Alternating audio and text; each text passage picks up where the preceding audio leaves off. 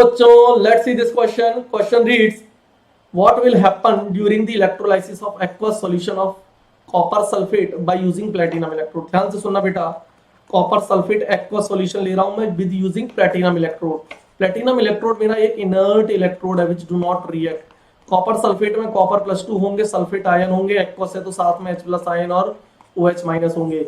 ये दोनों प्लस वाले हैं तो माइनस की तरफ जाएंगे. माइनस हमेशा कैथोड टर्मिनल होता है और कैथोड पर हमेशा रिडक्शन होगा.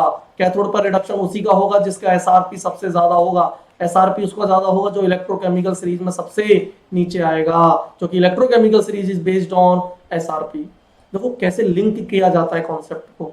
इस तरह से लिंक अगर हो गया ना, एक बार माइंड मैप बन गया ना, तब आपसे क्वेश्चन गलत नहीं हो सकता, गारंटी कह रहा हूं.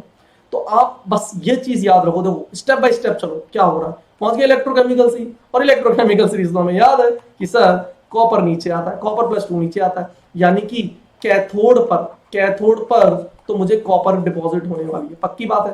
तो बोलता है copper will deposit at cathode. सही बात है, बिल्कुल सही बात है.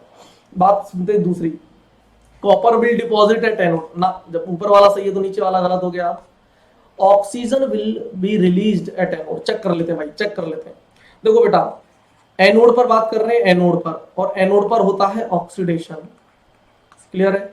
यहां पर सल्फर +6 ऑक्सीडेशन स्टेट में, ऑक्सीजन -2 में. सल्फर +6 ऑक्सीडेशन स्टेट में यानी कि ये अपनी मैक्सिमम ऑक्सीडेशन स्टेट में है.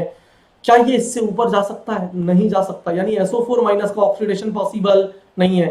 OH- का पॉसिबल है, और OH- O2 में कन्वर्ट होगा, -2 से 0 ऑक्सीडेशन होगा.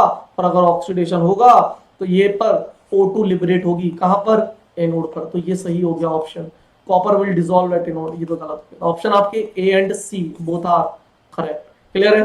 Thank you, best of luck.